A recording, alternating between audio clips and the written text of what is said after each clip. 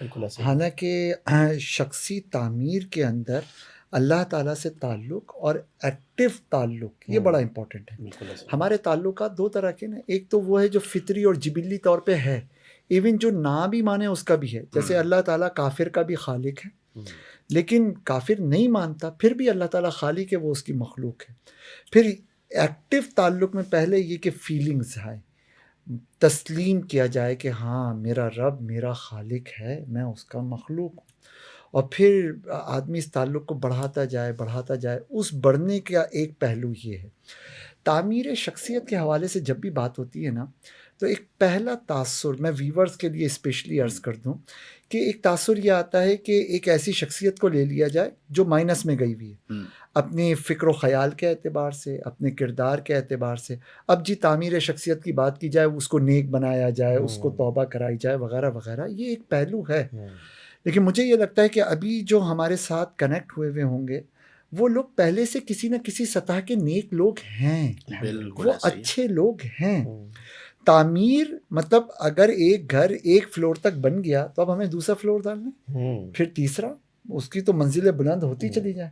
یہاں پر بھی یہی پہلو اگر ہمارا رہے کہ میرے ایمان سے آپ کے ایمان کو جلا ملے، آپ کے اخلاق سے میرے کردار کو مضبوطی ملے، اور ہماری یہ ڈسکشن ہماری ہی بیداری، مزید بیداری کا سبب اور ذریعہ بنتی چلی جائے، تو مجھے لگے گا کہ یہ ایک افیکٹو ڈسکشن رہی، اور امید ہے کہ انشاءاللہ یہ مزید افیکٹو. آپ بتائیں کہ ہمارے معاشرے میں اب ان کی بات سے میں تھوڑا سا ریئلسٹک ہو کے سوچتے ہیں، پیری مریدی عام ہے، کون کون سے سلسلے ہیں، قادری، نقشبندی، چشتی، سہروردی، رفاعی وغیرہ وغیرہ. ان تمام سلاسل کا لفظ واحد میں اگر مقصد نکالا جائے تو وہ کیا ہے؟ تعلق باللہ والرسول. ایسے ہی. کتنے پرسنٹ سلاسل اس مقصد کو فلفل کر رہے ہیں؟ دیکھیں بات یہ ہے کہ اگر ہم ان سلاسل میں موجود ایکٹیویٹیز کو دیکھ لیں، یعنی جو مریدین ان ایکٹیویٹیز کو اختیار کرتے ہیں اور ان پر عمل پیرا ہیں، تو پرسنٹیج سامنے آ جائے گا. عمومی طور پر خانقاہی نظام ایک حد تک جو ہے نا وہ اب اس کا کوئی جو تاثر ہے یا جو اس کے اثرات ہیں، اور جس طرح انہوں نے بتایا کہ جو اس کی افیکٹونیس ہے اس میں ایک حد تک کمی ہے. ورنہ پہلے اگر صوفیہ کو دیکھیں نا تو وہاں پر آپ یہ سمجھ لیں کہ وہ تعلق باللہ کا جو اہتمام کرتے تھے نا، تو ان کی تربیت میں آنے والا فرد کہتا تھا ساری کائنات کے اندر موجودات کو دیکھ کر، لا موجودہ الا اللہ، لا مقصودہ الا اللہ، لا مطلوبہ الا اللہ، لا معبودہ الا اللہ. یعنی اگر اس سے پوچھا جائے نا کہ تمہاری منزل کیا ہے، تمہارا مقصود کیا ہے، تمہاری چاہت کیا ہے، تمہاری طلب کیا ہے، تو وہ کہتا تھا کہ اللہ کی ذات. اچھا، اب یہ جو چیز ہے نا، یہ پھر انسان کو اللہ تبارک و تعالیٰ کی محبت میں اپنے آپ کو بہتر بنانے اور قرب الہی کو پانے، رضا الہی کو پانے کے لیے جو نا وہ انسان کو ایکٹیو کرتی ہے. اور دیکھیں نا، ہم یہ دیکھتے ہیں کہ ہمارے اکابرین اور جو اسلاف ہیں ان کے اندر ایک ایمان کی جو ایک بڑی پیاری نشانی ہے، الحب للہ والبغض للہ، پائی جاتی تھی. اور آپ یہ سمجھ لیں کہ انہوں نے اللہ تبارک و تعالیٰ کی رضا کو اور اس کی طلب کو پانے کے لیے ہر اس چیز کو اختیار کیا جو اس سمت جو ہے وہ معاون ہو، اس راستے کی جو ہے وہ رہنما ہو. اور آپ یہ سمجھ لیں کہ وہ پھر ہر چیز کے اندر جو ہے نا وہ یہ دیکھا کرتے کہ رب کس سے راضی ہے تو وہ ہماری منزل ہے، وہ ہمارا راستہ ہے. اور اللہ تبارک و تعالیٰ کی جہاں ناراضگی ہے تو باقاعدہ وہ ان کے اندر یہ فیلنگز ہوتی تھیں کہ ہم جو ہے نا اس راہ سے اپنے آپ کو بچائیں. تو یہ جو سلاسل کے معاملات فی زمانہ ہم جو خانقاہی نظام دیکھتے ہیں تو ضرورت اس امر کی ہے کہ اس کے اندر بڑی اصلاحات ہوں. کیا بات ہے. مجھے ایک شعر یاد آ رہا تھا علامہ اقبال رحمہ اللہ کا. فرماتے ہیں کہ علم کا مقصود اور، فقر کا مقصود اور، اشہد ان لا الہ اشہد ان لا الہ. یعنی ایک عالم ہے جب وہ کہتا ہے اشہد ان لا الہ الا اللہ تو اس کا مقصود اور ہوتا ہے. وہ کیا کر رہا ہوتا ہے؟ وحدت الشہود، کہ میں گواہی دیتا ہوں نہیں ہے کوئی معبود مگر اللہ. اور جب فقیر کہتا ہے کہ اشہد ان لا الہ الا اللہ تو وہ وحدت الوجود کو بیان کر رہا ہوتا ہے. یعنی عالم نے کہا اشہد ان لا الہ الا اللہ تو اس کا مقصد کیا ہے؟ لا مشہود الا اللہ. اور جب فقیر نے کہا اشہد ان لا الہ الا اللہ تو اس کا مقصود کیا ہے؟ لا موجودہ موجودہ الا الا اللہ. اللہ. آہا کیا بات ہے. اب آپ بتائیں کہ فقر اور علم، اب ہمارا جو طبقہ ہے، میں بعض اوقات مزاحاً کہتا ہوں کہ بعض اوقات خشک ہو جاتے ہیں، قال ہوتا ہے حال نہیں ہوتا. اس میں اس چیز کی کتنی ضرورت ہے کہ بندہ فقر کو اختیار کرے. فقر کے ہیں معجزات، تاجو سریر و سپاہ، فقر ہے میروں کا میر، فقر ہے شاہوں کا شاہ. کیا بات. تو یہ جو فقر ہے، اسے اختیار کرنے کے لیے تھوڑا سا جو گردن میں سریا ہے اس کو کاٹنا پڑے گا، تھوڑا فقیر بننا پڑے فقیر گا. بننا پڑے گا. تو کتنا سریا کاٹنا پڑے گا؟ اچھے خاصے ریٹوں پہ بک جائے گا. پہلے تو ہتھوڑے چلانے پڑیں گے، پھر سریا نکل کے آئے گا. میرے ایک اور دوست پھر ہیں، اس کو وہ کہا کرتے تھے کہ پہلے سریا ہوا کرتا تھا، اب سریا نہیں گارڈر ہوتا ہے. تو سریا نہیں کاٹنا پڑے گا، اب گردنوں میں جو گارڈر آ گیا ہے اسے کاٹنا. پہلے خانقاہوں میں یہی کام ہوتا تھا. اچھا اب بھی ایسے لوگ ہیں، ہم نے تو اسفار کیے ہیں، آپ کو پتہ ہی ہے کہ جب ہم جا کے بیٹھتے ہیں تو پتہ چلتا ہے ہم کسی اور ہی دنیا میں آ گئے. رنگ جو ہے وہ باتوں سے نہیں، صحبت سے چڑھتا ہے. کیا بات ہے. بالکل ایسے ہی. یہ جو بات ہے نا کہ کتنا پرسنٹ یہ سلاسل جو ہے اللہ تعالیٰ سے تعلق کو جوڑ رہے ہیں. ایک زاویہ تو وہ ہے جو حضرت نے فرمایا، لیکن من وجہن ایک جہت کچھ اور بھی ہے. اگر اس کو ون لائن میں آنسر کریں نا تو میرے خیال میں جواب ہوگا کہ 100% یہ سلاسل تعلق اللہ سے جوڑ لیں. پر فرق کیا ہے؟ فرق یہ ہے کہ اسکول ہے نا، اسکول کلاس نرسری کے بچے کو صرف ABCD پڑھائی گئی، اور اس میں جتنے بچوں کو پڑھایا گیا، جتنا ان کا سلیبس تھا اتنا انہوں نے کامیابی سے پڑھا لیا. لیکن یہ پڑھائی کلاس 5 کے لیول کی نہیں ہے. اچھا کلاس 5 کی پڑھائی 9 اور میٹرک کے لیول کی نہیں ہے.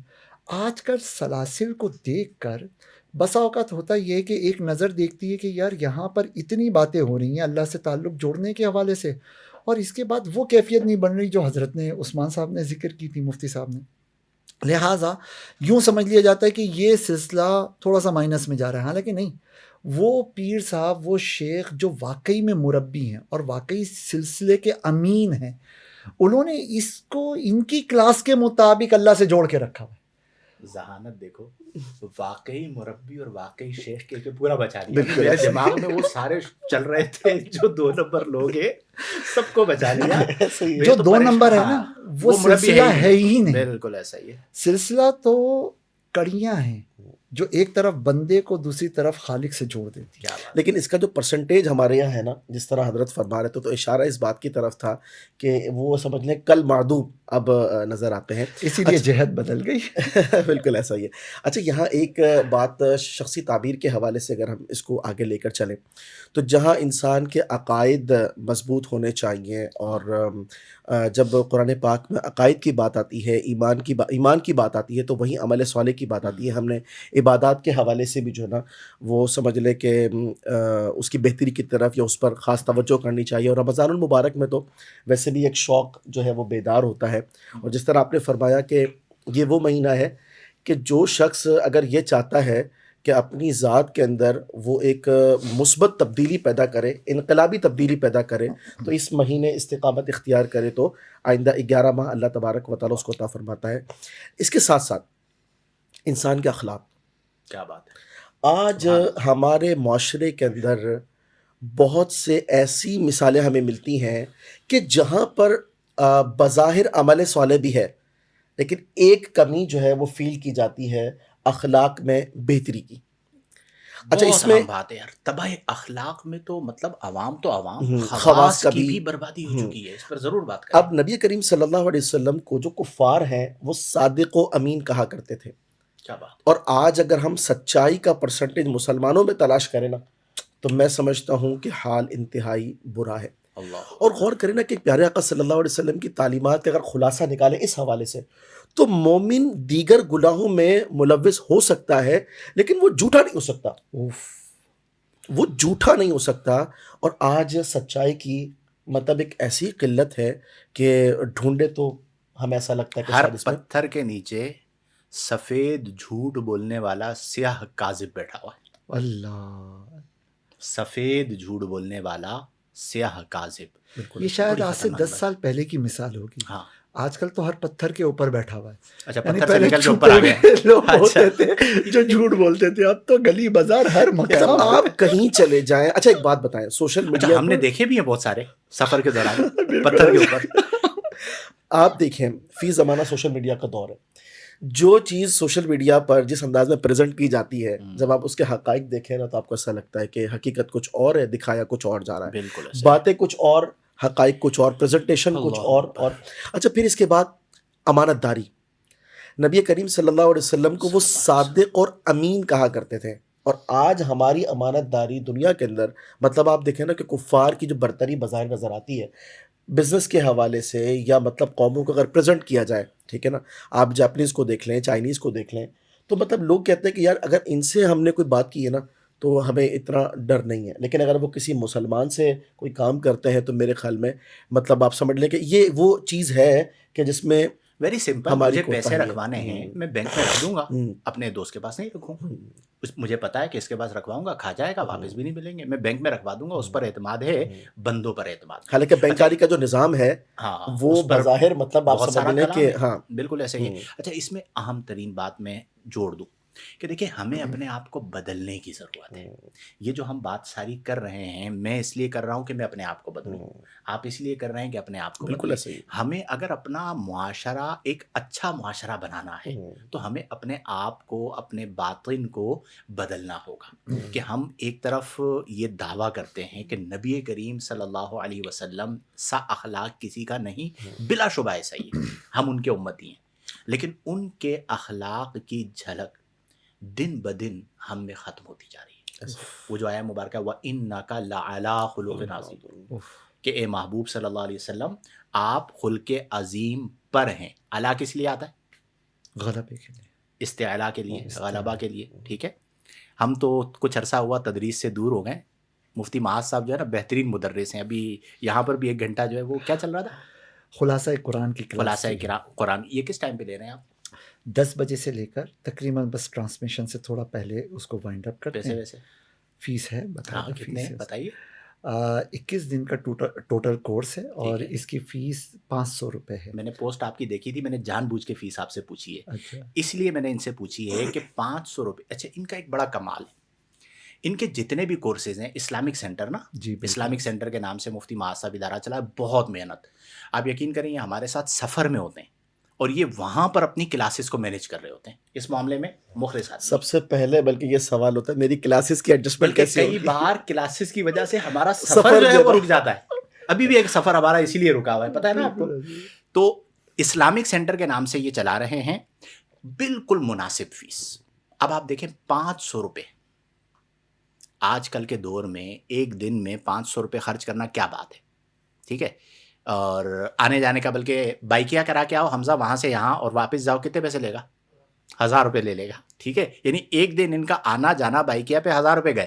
یہ 21 دن پڑھا رہے ہیں 500 روپے فی. اور وہ بھی انتہائی اور وہ محنت کے انہوں نے ساتھ. اس لیے رکھی, یہ بھی میں آپ کو بتا دوں, تاکہ اہمیت رہے کہ ہم وقت دے کر کچھ اور پیسہ خرچ کر کے کچھ سیکھ رہے ہیں. میری آپ سب سے گزارش ہوگی, جتنے بھی لوگ ابھی ہمارے ساتھ موجود ہیں, اسلامک سینٹر کا پیج موجود ہے آپ کا, اس پیج پر جائیے, اسے لائک کیجئے, فارم فل کیجئے. انتہائی منظم انداز کے اندر یہ محنت کرتے ہیں. ابھی ہم آئے نا جب یہاں پہ, تو یہ ہم سے 1 گھنٹہ پہلے آ چکے تھے, اور محنت کے ساتھ یہ یہاں پر بیٹھ کر کلاس لے رہے تھے, اور اس کے اندر کتنی یہ جو ہے اپنی جان مار رہے تھے وہ ہم نے دیکھا. تو یہ ایک بڑی بات ہے. تو اس تعلیم و تعلم کے سلسلے سے بھی اپنے آپ کو جوڑنا ضروری ہے. آپ بات کیا کر رہے تھے, یہ بیچ میں بات جملہ معترضہ, ہاں بات یہ کر رہے تھے استعلا کے لیے آتا ہے, بات وہاں سے چلی. اب یہ مدرس آدمی ہے تو انہوں نے استعلا کا مطلب کیا ہوتا ہے, غلبہ. جیسے ہم کہتے ہیں نا کہ زید علی السقف یا زید علی الفرس, زید جو ہے وہ گھوڑے پر ہے, تو اس کا مطلب کیا ہے کہ زید بمنزلہ راکب ہے, گھوڑا بمنزلہ مرکب ہے, بلکہ حقیقتاً مرکب ہے. اور جب ہم یہ کہتے ہیں کہ زید گھوڑے پر ہے, اچھا دوسری صورت کیا ہے, زید علی السقفی, زید چھت پر ہے, تو اس کا مطلب کیا ہے کہ زید کے قدم چھت کے اوپر ہے, اور چھت جو ہے وہ زید کے زیر قدم ہے. تو اللہ کریم نے فرمایا وَإِنَّكَ لَعَلَىٰ خُلُقٍ عَظِيمٍ, کہ اے محبوب صلی اللہ علیہ وسلم ہم نے آپ کو خلق عظیم پر فائز کیا.